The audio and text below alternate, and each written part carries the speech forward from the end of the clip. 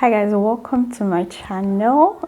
If you're new here, my name is Bemi and I like to share lessons from my motherhood journey so that I can help someone else.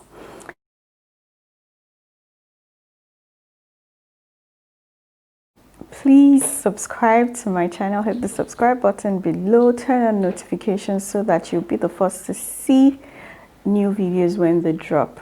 If this is not your first time here, welcome. Thank you very much for coming back again. I don't take it for granted. I truly appreciate that you guys are here watching content that I put out from my heart. So thank you.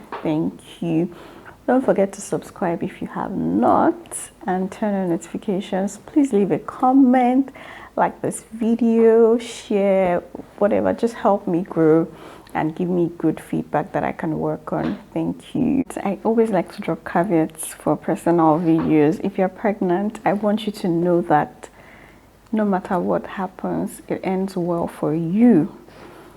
And I pray that your birth is really easy. So don't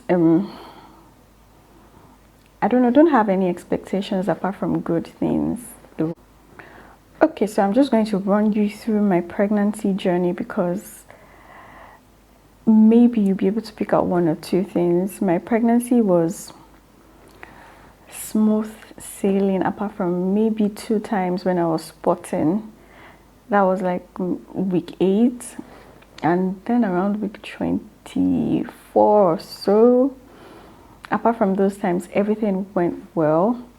However, I was very big.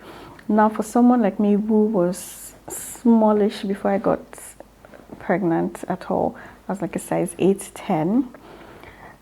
It just felt normal, or I thought it was normal, that perhaps because I had a really small torso, my belly had no other place to go but out. So I didn't see it as so much of a big deal then. My feet were swollen from like week 18 or so. And then I also remember my gynecologist told me one time, like, you're really big. Are you sure you have this number of months? But my scans meant that I was correct with the number of weeks. I said so. But he didn't see it as a problem because my protein was right, my sugar was right, everything was right. I didn't have any other complications apart from the fact that I was always tired and then I was always breathless. Sometimes I had cramps, my feet were swollen, I had headaches sometimes, but it wasn't anything out of the ordinary. It was just regular pregnancy symptoms. It just felt a little aggravated in me, it felt extreme. Now, for me as a Christian, I believe in prayer. Then I also believe in confessions. I believe in affirmations too. So I had been reading Supernatural Childbirth. I'd read a lot of all those things and all, and it didn't feel like anything could go wrong. When I was around 32 weeks pregnant, my mom came to visit me for the first time since I got pregnant, and she saw me. Last time she probably saw me was when I got married. So she was alarmed at my size and all of that, but she didn't. I don't know. She couldn't put a finger to it. Anyways, I got upset that she called me fat because I was hormonal and all that, and up till now I'm very sensitive about my weight. So she told me she was going to come back the next week, and it was just perfect because my husband had a wedding out of town the following week. So it just made sense that, she would come and stay with me while my husband was away, since I had never been alone since I got married, and then I was pregnant and I was getting heavy, so it just made sense. Meanwhile, for me, as soon as I got pregnant, as soon as I was in my 2nd trimester, I had made a list of everything that I would need for the hospital and then in the first 6 months. So what I didn't buy, my sister-in-law bought. What my sister-in-law did not buy, my friend Victoria bought. So I had everything and my bags were packed ready by 28 weeks, so that if you called me like at the snap of a finger, like, oh, let's go to the hospital, all I had to do was grab my bag. Now, I did this for two reasons: because I can be a terrible procrastinator, and because of this, it was important for me that, like, I mean, there was someone else involved now. There was a whole child that couldn't do the work by himself if I was slacking, so it was important that, I got myself together. Also, because November, December is like the busiest time at work, so I didn't trust that I would have the energy to be sorting things. I just wanted that to be done and dusted, and then I was just going to cruise through the remaining weeks, months of my pregnancy. So that was like my actual plan from the get-go. So yeah, when I was around 33 weeks, I remember my friend and then colleague who used to sit beside me at work, she asked me one day, and she was like, how does it feel? Are you anxious? Are you looking forward to it? And I just told her that, you know what? Every single day I wake up and I'm still pregnant, I count it as a win. Like, from everything I've seen, I think I heard of a number of people that I knew around that time who lost their babies, who lost their pregnancies. So I was just grateful, and I just told her, you know what, every single day that I'm still pregnant means a lot. So I'm trying not to be anxious. I just want to be alive. I just want my baby to be alive and well, and nothing more. And so that was my mentality going towards the end of my pregnancy. I wasn't crazy about anything. I just wanted to get to the finish line, so to speak. Anyways, when I was still 33 weeks, and then my mom came on a Friday. Meanwhile, that day was very eventful at work. That week, actually, we're like in the thick of our biggest campaign of the year, and so I had stayed up a few nights to get work done. And then on that Friday, I think it was Friday the 8th of December, you know how delivery men are like, oh, madam, I'm in front of your office now, you see me right now. And then I went downstairs without my phone, and I didn't see the person. Now, I was always breathless in my pregnancy. So I went downstairs and didn't see the delivery man, and then I stood and I was waiting and didn't see him. So I went back upstairs to get my phone. Then I called him, and then he said he was downstairs much later. Then I came back downstairs and went back upstairs. And then I think later in the day, someone annoyed me. Someone told a lie or something, and I was really upset, and I was fuming and I was shouting. But I noticed that I could barely breathe when I was talking. I was struggling to catch my breath and all that. So when it was around 4 p.m., I just packed my things and then went home. I also remember, because my mom was coming and we didn't have food at home, so I had sent a janitor at work, who was my friend, to the market. So my mom came to the house. I climbed the stairs downstairs. Now, for all of my friends who have been to my house, the stairs are very, very steep. Like, you have to wonder what the person who designed them was thinking. So I went downstairs to let my mom in, and then much later the janitor came, and then I went to let her in too. So that's like 4 times at least, or 5 times altogether that day, the stairs. Then I let the janitor out again. That's 6 times. I'm just giving you context. So when my mom came, I was going to cook, and then she was like, are you crazy? I told you I will cook this food. I was like, no, let me cook it. I can't cook it. And then I realized that I was super tired that day. So after a while, I just told myself that, you know what, this woman cooked for you in all of your growing years and nothing happened to you. So let her cook it. Whatever she cooks, you will eat. And so I just went to sit down. I think, yeah, I had two options of what to eat, noodles or fufu. And then I decided to go with noodles because I felt ridiculously tired. Anyhow, much later, my husband got home from work and then we were catching up, and he was packing because he was supposed to travel the next morning for a wedding. And then, I think that week was like the hardest week of the campaign. So I was just going to relax the whole weekend, and my mom was around too. So I was really looking forward to the weekend. So it didn't matter that it was like 10 p.m. and I was still awake and all of that. Anyhow, I think around 11ish, I went to take a bath.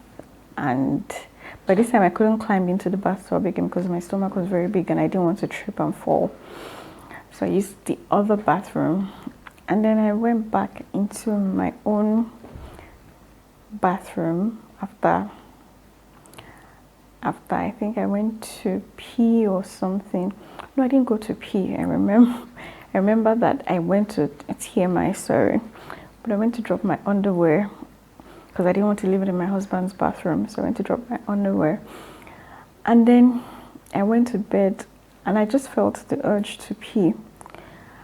And then I was like, I told my husband, I was like, see, all the time I was bathing, this nonsense pee did not come out. It's now when it's now when I want to sleep that I feel the need to pee again. And then I just went into the bathroom to pee, and then I got up and I looked back. And I saw that there was blood all over the toilet seat and all.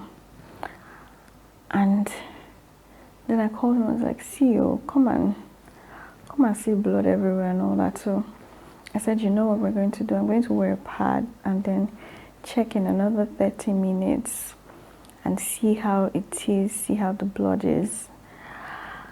And then I wore a pad, and in 30 minutes I looked at the pad and it was still something. So I told him, I think we should just go to the hospital. It's like this night, at that time it was a couple of minutes to midnight. So we left the house, and then we told my mom, and my mom was like, are you kidding? I'm following you. So we all hopped in the car. And then when we wanted to get into the car, I told him to pick the baby bag that I had previously packed.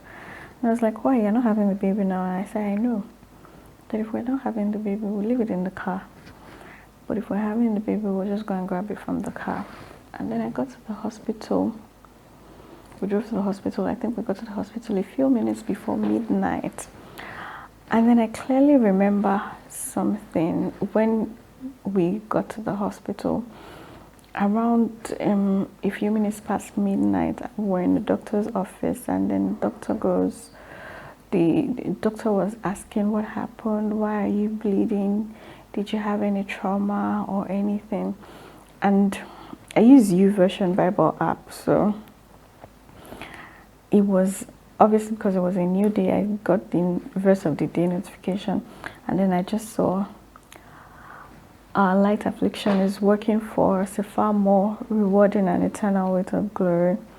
And I was like, oh God, please, I beg you. I don't want any kind of affliction, whether light or not. Please, I beg you. So, back to the doctor's office. And then the doctor kept asking, did you hit your stomach on anything? Was there trauma? Was there anything? Okay, pee in this cup. And then I gave him the pee, or I gave the lab person the pee. My BP was normal, everything else was normal. And then I went to do a scan, I went to do an ultrasound. And then while I was doing the ultrasound, they kept asking, did you hit your tummy? Is everything okay? Now, I didn't pay a lot of attention in my pregnancy because I trusted my doctors. But I did notice that the baby heartbeat was not as strong as the last time, the fetal heartbeat. So, but I was waiting for them to tell me and not play games with me. So they kept asking, like, so did you hit your stomach? Did you do this? Did you do that? And then much later they came and they were like, they told my husband and my mom that we're keeping her here tonight, so you have to go. And also I was in the emergency ward. Now all through the night they kept coming back to check my blood pressure, monitor baby's heartbeat and everything. And then obviously because I had this oxygen monitor, so my oxygen levels were low, so they had to place me on oxygen immediately. And I don't know, it just felt like a lot happening in such a short time, and my head was just spinning, but I was calm anyways. So like it seemed like so much was happening at once, and then I was just trying to steady myself. So much later, I think around 1 a.m., they asked my husband and my mom to go home and come back in the morning. So they left, and then around 5 a.m., the first doctor came and he said, your baby's heartbeat is dropping, so you have to, we are going to have to bring the baby out. That is what makes sense now. And then I called my husband and I told him like this and this and this is what I said. So he was like, okay, we're coming back. And then much later the gynae came and I was like, okay, so here's the thing. We can keep you here until Monday and see how it goes. But right now it's not looking so good. But either ways, you're going to be here till Monday, or we can bring the baby out today. By this time it was Saturday morning, so we can bring the baby out today, and that from the ultrasound, your baby's weight seems really good for his gestational age. So I think that we should bring the baby out. And then my husband just came and he was like, oh, so what are we going to do? Blah, blah, blah, blah, blah. Meanwhile, okay, I forgot to mention this, but at this time, you know how your stomach starts to point downwards when you're towards the end of your pregnancy, like from like 37 weeks or so. My stomach was already like that from, say, 31, 32 weeks. So even when my mom saw me, she had told me the previous day that I don't think you can carry this baby past Christmas. And I was like, yeah, I know, I feel that way too. My actual due date was, I think, end of January, or like penultimate week in January. So I told her I knew. So anyhow, baby was 2.4 kg or 2.5 kg from the ultrasound. So the doctor said, you know what, let's bring the baby outside. My husband and I and my mom, we huddled together, and then we called everybody. I called my sister, he called his sisters, and then we all just agreed that, you know what, let us do what is best for the baby. So I think by this time it was around 8 in the morning or 9 in the morning. So by that time we had made the decision. And then the nurse came back and she was like, I hope you've not eaten. I said, nope. She was like, okay, because you can't eat again until your surgery is done. And I was like, oh shit, I should have eaten the fufu yesterday. Like, it felt so irrelevant. But then I think that I was looking for the last 12 hours had been so crazy that I was looking for the maybe tiniest bit of humor, or maybe trying to hold on to something that will make everything else feel normal. So I did that. I think around they brought the other doctor, the anesthesiologist, and then she did the whole counseling and the entire routine, and then the nurse came to shave me and all of that. And then by I think around 3:30 or maybe 3:15, I went into the theater. they did the whole run around, and this is where it gets interesting. So they gave me this spinal anesthesia that's supposed to work locally. They had advised that it was best I stayed awake during the surgery. So they did that, and then much later I couldn't feel my legs and all, but I wasn't even trying to move much.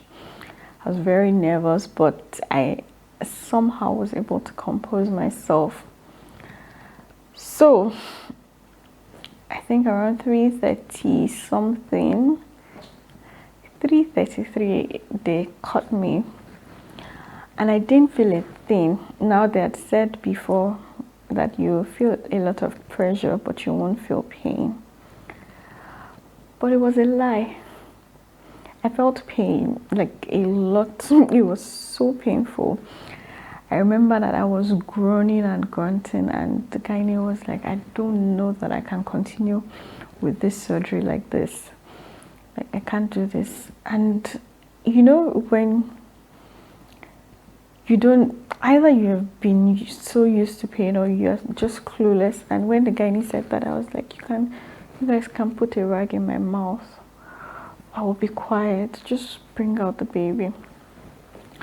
So the anesthesiologist said that, I don't know if that's the right word, by the way, so forgive me. But anyways, she said that I should just hang in there until they brought out the baby, and then she would try to knock me out a bit more. So I waited for like, I think the next couple of minutes, and then they brought the baby out.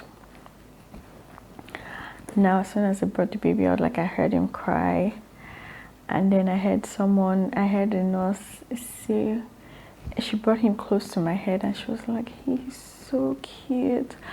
I said, thank you. But at this time I was drifting off because they had knocked me out. Now when they knocked me out, I could hear things. I could hear what they were doing, but I don't know if you've had surgery before, you know that you see a lot of colors. It's like a kaleidoscope. So there's so many colors and all that. So after they brought out the baby, I was just seeing color. Seeing a lot of color, and it felt like I was going through tunnels and tunnels of color and all. And then the doctor said, like, towards the end of the surgery, he said something about, oh, stitching me up nice, like, oh yes, that's a nice stitch. I don't want her to have any scarring and all that. And then I remembered that 2 weeks before then, I had a dream, and I saw my gynae sewing me up after surgery. It was wild. But when I had that dream, I didn't pay much attention to it because I was really insistent and really detailed in my praying about a baby, that I wanted a natural birth so that I would go back to feeling like myself and start exercising and all that. I wanted a vaginal birth. I was very specific about that. So when I dreamt of that, I think I knew too well, as someone who is a Christian, to pray that, okay, God, this is what I want. However, at the end of the day, let your will be done as far as it goes with this pregnancy. So they stitched me up nice and easy, and then it took me to my ward, and then the tremor started. I think it's called rigor, I don't know for sure, but it started. And afterwards, I mean, the epidural started to wear out, and I was in so much pain. My goodness, I'd never been in that much pain before. So I remember waking up around 9 p.m. and then I asked the ward attendant what time, because I was in the emergency ward at that time, and then I asked her what time it was, and she said 9 p.m. I was like, oh, it's a new day already. She said, no, it's 9 p.m. at night. And I was so afraid, like I had all these monitors strapped to me, and then they had to tell my husband to go home because I didn't yet have my own ward. They told my husband and my mom to leave, and then it was just me there, and I didn't know where my baby was. So I would drift out of consciousness again and ask her, how's my baby? They'll say, he's fine. is it morning yet? And I just drifted in and out until morning. So when it was morning, they told me that something about early ambulation and healing. And so I had to walk to my ward, and I told them I cannot, under any circumstance, walk. That beyond the fact that I have not even healed, it's barely 16 hours post surgery. Do you want me to walk? So I told them I couldn't do that. Like, no, you can. Women do this all the time. Anyway, that's how I started walking, and then I would open my eyes again, and they were trying to gather me. They were hustling to gather me from the floor because I fainted. I warned them that I couldn't walk, but they insisted, so I fainted, and they were trying to pick me up. And at that point in time, I was a little worried about my stitches and all that, but it turned out everything was fine. So I moved to my ward, and I'm learning to sit down and all of that. But they've still not brought my baby to me in my room. So I keep asking what's going on and all. And then my mom comes the next day, and I said, where is my baby? She says, oh, he's in the nursery. Why? I said, they'll bring him later. And then later she said, oh, that he was turning blue. He was turning blue when they brought him out. So she noticed it, and she called their attention to it, and they decided to put him on oxygen because he wasn't breathing well. And then I think this was Sunday morning, Sunday afternoon, he wasn't there and all. So I started to panic, and then by Monday the pediatrician came. By this time I had still not seen my baby. I don't think I'd walked to the nursery then because I was still struggling to get off my bed and all that. So Monday I went to the nursery to see my baby, and he was so tiny. And then he had all these wires, and then he had this oxygen tube in his nostrils, and I think the first thing I felt was pity. Like, you know how people say when they just had their babies, they were overwhelmed with emotion, or they were so happy and this and that. And then I saw my baby for the first time, and then I was overwhelmed, like, oh my God, is this my child? Why are you here? Why are you all alone? Why can't I hold you? Why can't I hug you? And I don't know, for those first few minutes I stayed there, and then I cried. I cried a lot, like I had a really good cry. And then the nurse in his ward told me, she hugged me, and then she was like, you're a Christian, right? I said yes. She was like, okay, then just pray. And so I prayed. Then I went back to my ward. Now, I'm in this place where I'm supposed to be ecstatic and be on top of the world that I just had a baby, and I'm here, and I can't even worry about my own healing. I was just worried, like, why can't my baby breathe? And then the pediatrician would come to my ward and say, oh, are you asthmatic? And she would ask, do you have a family history of asthma and all that? I would say no. So, like, the pediatrician would come to my ward and ask, oh, do you have any family history of asthma or heart disease or anything? And then I would say no. And then one time she asked, oh, did you have too much amniotic fluid when you were pregnant? I said, well, not that I was told, but that I do remember that my belly was, my bump was really big, and even the doctor mentioned it. But apart from that, I don't think, if it was a problem, they never told me. And it was just wild because he was on oxygen. They would try to take him off the oxygen, and then he wouldn't be able to breathe, so they were trying to wean him off oxygen gradually. So I didn't even bother about myself at some point. I looked like a mess. I felt like a mess, but I just wanted him to get well, so I would leave my ward every day. Sometimes they would bring food, and the food was really good, really, really good after I started eating, but I was not hungry. So they'll bring food, but I wouldn't be able to eat, and then I would go to my baby's ward. The nurse, Nurse Bolaji, she's still one of my best friends till date. And then I'll just be there. And then I remember once when I was there, the doctors were talking about my baby, and maybe they didn't know I was the mother. Like not the pediatrician wasn't there, but the other doctors. And then they were like, "Oh, it looks like his heart is outside of his chest cavity, and that we might need to take him in an ambulance. But we also have to look for an ambulance that can take a newborn preemie with oxygen and all that. So they can't even do all the tests they're supposed to do for him and all that." And I would just cry again, and then I'll go back to my ward, and I'll just pray and pray and pray and pray and pray. It was wild. It was a roller coaster of emotions. So it went like that, and then I think it was on Thursday, I just saw I saw 4 doctors come into my room, and I don't know, I think my heart must have shut down for a split second or something when they came into my room. And then I just struggled to sit up, and I was like, "What's the matter? What's the matter?" I said, "Oh, nothing. We just want you to know you're discharged. We're discharging." I was like, "Is that it? Is that all?" They said yes. So as soon as I left, I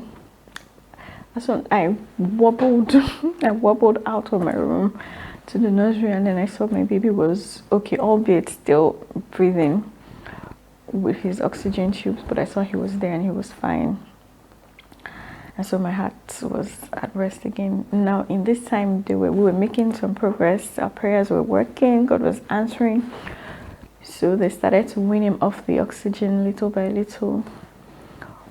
Now I stayed in the hospital one more night, but after a while it didn't make sense, because after the doctors had discharged me, it felt like every other night I stayed, or it was certain that every other night I stayed in the hospital, I was going to have to pay out of pocket. And it didn't make sense to spend a certain amount per night, minus food, minus any kind of treatment, when I could be at home. So the next day, after staying one extra night on our own tab, next day we decided that I would go home, and then I would resume in the hospital every morning and be there till night. So around this time, I think I had started pumping breast milk, but they were not feeding him. I couldn't feed him with a bottle or anything. He was using his tubes. So I went home on Friday. Now he was born on Saturday, which means that the next day would have been his christening, but seeing as he was still in the hospital and he was in the NICU, we couldn't have a christening. It didn't make sense. And then both our families are really quiet people, so it wasn't a big deal that we couldn't have a christening for us. It was not such a big deal. It was just like, oh, well, whatever. So the next day we got dressed, and I mean, as brightly as we both could look, and then we got dressed. And we went to an eatery, we got food, we got a couple of packs of food, and then we got to the hospital. We met our pastors from church there. We handed out packs, and then both of us and one pastor went to the NICU to christen the baby and pray for him and all that. Now, you know how you can look back on a moment and you realize that for a long time, one moment was the happiest moment in your life. That day, the day of the christening, was the happiest moment in my life, because we got to the ward, to the nursery, and then we found out that they had totally weaned him off oxygen. The nurse who was on night shift decided she was just going to try. try her luck and take him off oxygen and monitor. And then she took him off the oxygen tube. She took out his oxygen tubes and she was monitoring his oxygen levels, and it was perfect all through the night. So like seeing my child smile at me without his oxygen tube was, God, I wish I could describe it, but for a long time it was the happiest day of my life. As a matter of fact, I don't know if I've had another happier day, or I don't know, but that's like one of the most memorable days for me, where I know that I was genuinely happy. I was really, really happy. Anyhow, after we christened him, he was still in the hospital because now we were done with the breathing, but we had to try to start feeding him.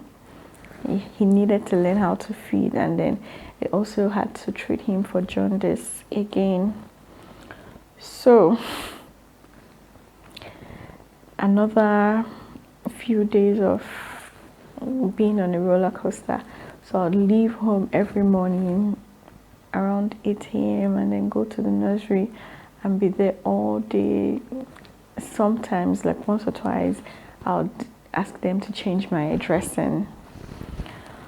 But I was there the whole time. I'll be there from morning up until evening, and then I'll take a taxi back home in the evening.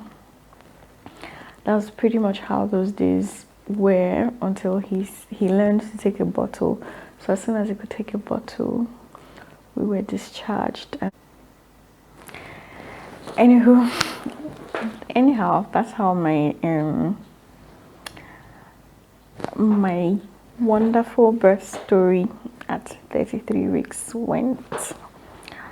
I hope you enjoyed it. I hope that if you're pregnant, you have a memorable birth, and I hope it ends well for both of you. See you in the next video.